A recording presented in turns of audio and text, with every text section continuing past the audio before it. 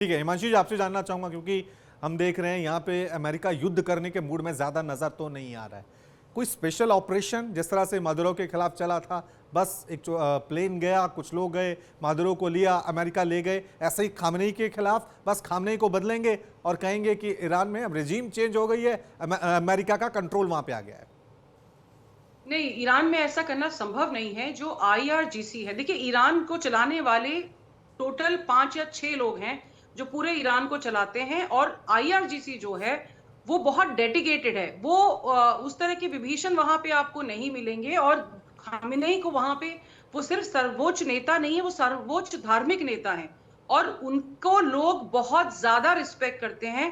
तो और उनपे कोई ऐसा करप्शन का आरोप या कोई इस तरह के आरोप भी नहीं है। देखिए, जब आपका जो शीर्ष नेता है उसकी अगर जनता रिस्पेक्ट करती है तो आपके लिए आसान नहीं होता है उसको हटाना। अब वो रजीम चेंज करने की कोशिश काफी समय से कर रहे थे, इंटरनल क्राइसिस भी इसीलिए हुआ था, लेकिन ईरान उसको दबाने में कामयाब रहा है। ईरान की मेजर प्रॉब्लम है उसकी आर्थिक स्थिति, और इसीलिए ईरान अब आगे आया है। जैसा मैंने पहले कहा कि स्विफ्ट सिस्टम में वो वापस जुड़ना चाह रहा है। जापान में, कोरिया में और चाइना में उसके बहुत सारे पैसे हैं जो फ्रोजन हैं, और इसीलिए वो गुपचुप चाइना के साथ में डील करके उनको तेल बेच रहे थे। भारत ने बहुत ज्यादा इन्वेस्ट ग्वादर पोर्ट पे किया हुआ है। तो भारत के लिए बहुत जरूरी है कि जो हालात इस समय बन रहे हैं उनपे भारत अपनी तरफ से भी कोशिश करे कि दोनों जो कंट्रीज हैं, जो भी एडवर्सरीज हैं आपस में, इनके बीच में हालात ठीक रहे। क्योंकि भारत को 3 तरह के संकट हो जाएंगे। भारत के पास टोटल 90 दिन का तेल होना चाहिए, जबकि भारत के पास 74-75 दिन का तेल होता है। अगर खाड़ी में किसी भी तरह का संकट आता है तो भारत, क्योंकि अपनी सारी ऊर्जा आपूर्ति इंपोर्ट करके करता है, तो भारत पे ये संकट पैदा हो जाएगा और एक बार युद्ध शुरू होता है तो हमें पता नहीं कितने दिन चलेगा। दूसरा एक प्रवासी संकट है। हमारे 90 लाख के करीब लोग गल्फ कंट्रीज में रहते हैं। अगर वो वापस आते हैं तो हम पे प्रेशर पड़ेगा, उनको वापस लाना है, क्या करना है, वो सब चीजें पड़ेंगी। और ये तो हम अपनी बात कर रहे हैं, लेकिन ऐसे ही बहुत सारे मुद्दे हैं जो जिन कंट्रीज का न सिर्फ ईरान में बल्कि उसके आसपास जो इन्वेस्टमेंट्स हैं और जो लोग उनके रहते हैं, काम करते हैं, और मिडिल ईस्ट में तो सारा व्यापार या तो तेल का है या वहां पे टूरिस्ट आते हैं। तो कोई भी कंट्री ये नहीं चाहेगी। अमेरिका, जैसे मेरा जब ये डिस्कशन भी शुरू हुआ था तब भी मैंने शुरू में कहा था कि वहां से खामेनेई को इस तरीके से उठाना संभव नहीं है। पिछले 1 महीने से लगातार मैं ये चीज डिबेट में बोल रही हूं, क्योंकि स्थिति बहुत अलग है। ईरान कोई देश नहीं है, ईरान एक सभ्यता है और सभ्यता को अपने आप को बचाना आता है। वो अमेरिका तो 250 साल पुराना देश है, और मुझे लगता है इजराइल तो उससे भी छोटा देश है जो एक्स फैक्टर यहाँ पे प्ले कर रहा है। लेकिन क्योंकि हम उसकी बात नहीं कर रहे तो मैं डिटेल में नहीं जाऊंगी, लेकिन बिल्कुल संभव नहीं है खमेनेई को इस तरीके से मार लेकिन पाना। फिर और भी उन्होंने फिर ये भी भी कहा कि हिमांशी जी, अगर मैं एक आम आदमी की तरह आपसे पूछ लूं कि अमेरिका और ईरान के बीच युद्ध शुरू होता है तो कितना समय लग सकता है? क्या ईरान वाकई में अमेरिका, जिसे कहा जाता है दुनिया की सुपर पावर, सबसे हाई टेक्नोलॉजी, वॉर टेक्नोलॉजी, वो सब में नंबर 1 है? क्या ईरान अमेरिका के सामने टिक पाएगा? कितने दिन ये भीषण युद्ध चलता रहेगा?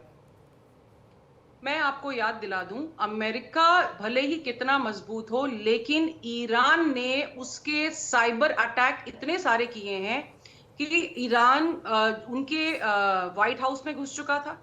उनकी मिलिट्री कोर ऑफ इंजीनियर्स है जो उनके डैम्स और ये चलाती है, न्यूयॉर्क सिटी के पास, वहां पे इन्होंने अटैक किए थे। इनका एक बहुत बड़ा साइबर ग्रुप है जिसको एवेंजर्स कहते हैं। वो लगातार इजराइल और अमेरिका में साइबर अटैक करता है। ईरान बहुत सारा पैसा अपना रिसर्च एंड डेवलपमेंट पे खर्च करता है। ईरान के पास जो ताकत है वो मलेशिया के भी है, चाहे वो काफी हद तक कमजोर है लेकिन ताकत है उसकी। बैलिस्टिक मिसाइल्स, वो देखिए जहां पे अमेरिका ने बेसिस बनाए हैं, आज की तारीख में हम कह सकते हैं कि वो उसके डिफेंस सिस्टम है। लेकिन जब युद्ध शुरू होता है तो सबसे पहले अटैक वही डिफेंस सिस्टम्स में होगा। तो ये एक बहुत बड़ी बात होगी। मतलब युद्ध चारों तरफ फैलेगा और ईरान इसको लंबा खींचने की कोशिश करेगा, क्योंकि जैसे ही ईरान इसको लंबा खींचने की कोशिश करता है, उसमें अभी देखिए 2 दिन पहले उसने एक लिस्ट भी जारी की है कि हमारे टारगेट पे इजराइल के ये लोग हैं। और इससे पहले अर्जेंटीना में लगभग आई थिंक 1994 में वो 85 लोगों को मार चुका है और 400-300 के करीब लोग वहां पे घायल हुए थे। तो ईरान इस तरह की हरकतें करने में सक्षम है। देखिए, अमेरिका का एक नैरेटिव है जो सारी दुनिया को वो चलाता है। Yes, no doubt, it is a very big military hmm power, hmm it is a financial power. वो सैंक्शंस लगा लगा के दुनिया की अर्थव्यवस्था कमजोर करता है और ईरान इसी से जूझ रहा है। लेकिन ईरान को हम कम नहीं आंक सकते। ईरान भले ही, देखिए, ईंट का जवाब पत्थर से तो दे ही सकता है। हम्म।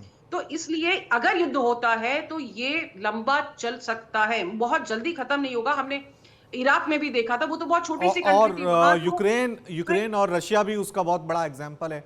उस जी वक्त कहा जा बिल्कुल। रहा था कि जब रशिया और यूक्रेन का नहीं, रशिया जो है 2 हफ्ते में यूक्रेन पे कब्जा कर लेगा, लेकिन आज कितने साल हो गए और अभी वहां पर जंग के हालात अभी भी बने हुए। गुप्ता साहब, आपसे जानना चाहूंगा, क्योंकि ये तो सबको पता है इसराइल और ईरान में किस तरह की तनातनी है, लेकिन हमेशा कहा जाता है जब भी इस तरह की स्थितियां होती हैं कि वर्ल्ड वॉर की स्थिति बन सकती है। क्या वाकई में अमेरिका ईरान जैसे हालात बने हुए हैं तब कोई स्थिति बनेगी, या सिर्फ ये 1-to-1 होगा अमेरिका वर्सेस ईरान? देखिए, मैं जहां तक समझ पा रहा हूं, जरा सा मैं हिमांशी जी से जरा सा डिफर हूं इसमें। हाँ। यूक्रेन का और रसिया का मामला बिल्कुल अलग है। यूक्रेन, रसिया नाटो से लड़ रहा है, अमेरिका से लड़ रहा है। इनफैक्ट अंदर अंदर वो यूक्रेन से नहीं लड़ रहा है, अदरवाइज सच में 10 दिन का युद्ध होता बस। लेकिन वो पूरे के पूरे नाटो से लड़ रहा है। और एक बहुत ही अच्छा यहाँ पे प्रयोगशाला बनी है वो, कि नाटो से लड़के उसने नाटो को बैकफुट पे लाया। मतलब रसिया बता रहा है कि मिलिट्री पावर जो अभी भी नाटो के, और नाटो की इसी पोल ने अमेरिका को जरा उसका साइड किया है।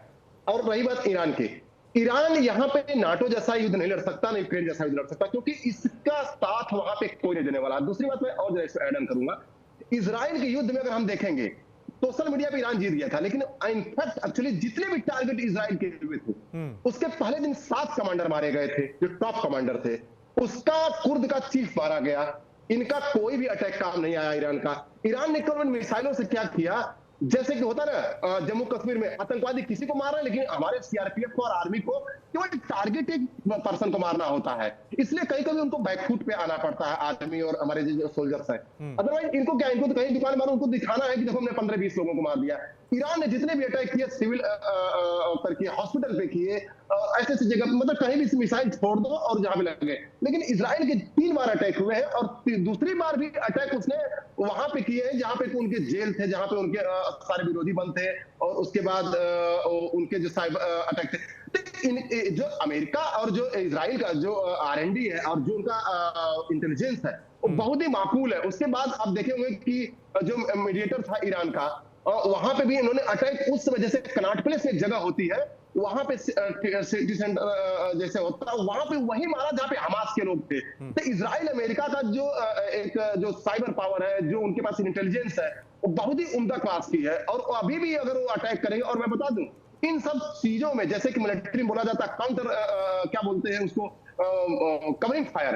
कवरिंग फायर मीडिया में चल रहा है, कवरिंग फायर दुनिया को दिखाया जा रहा है। इनफैक्ट सारी कोशिश वहां चल रही है किस तरह से हम वहां पे सत्ता परिवर्तन करें, और उसके लिए कितनी बातें, कितनी राउंड की चल रही है। ट्यूसडे की बात जो चल रही है, ट्यूसडे मीटिंग होगी, ट्यूसडे के बाद हो सकता है अगले ट्यूसडे मीटिंग हो, लेकिन उसके पीछे बहुत ज्यादा शक्तियां लगी होंगी। लेकिन गुप्ता साहब, एक सवाल यहाँ पे अभी भी आता है कि दुनिया इतनी बदल गई है, चीन एक सुपर पावर आया है, रशिया एक सुपर पावर के तौर पे उभरा है, हम खुद को कभी विश्व गुरु की तरह पेश करने की कोशिश करते हैं, लेकिन इन सब के बीच अगर आप 2 साल से देखें तो हर जगह अमेरिका आ रहा है। अगर वेनेजुएला का इशू ले लें, ग्रीनलैंड का इशू ले लें, अभी ईरान का इशू ले लें, क्या ये अभी भी दुनिया के तमाम मुल्क अमेरिका के खिलाफ इकट्ठा नहीं हो पा रहे हैं, या ये चीजें नहीं बन पा रही है? क्योंकि अमेरिका जहां भी जा रहा है रेजिम चेंज कर दिया जा रहा है, जिसको भी चाह रहा है वो धमकियां दे रहा है, चाहे ट्रेड डील के नाम से धमकियां दे रहा है, कहीं पे रेजिम चेंज कर दे रहा है, जहां पे ग्रीनलैंड पे कब्जा करने की बात कर रहा है। क्या वाकई में अमेरिका को अभी भी दुनिया में जो फर्स्ट कहते हैं कि फर्स्ट नंबर की पोस्ट है, वहां से हिलाना इतना मुश्किल है क्या?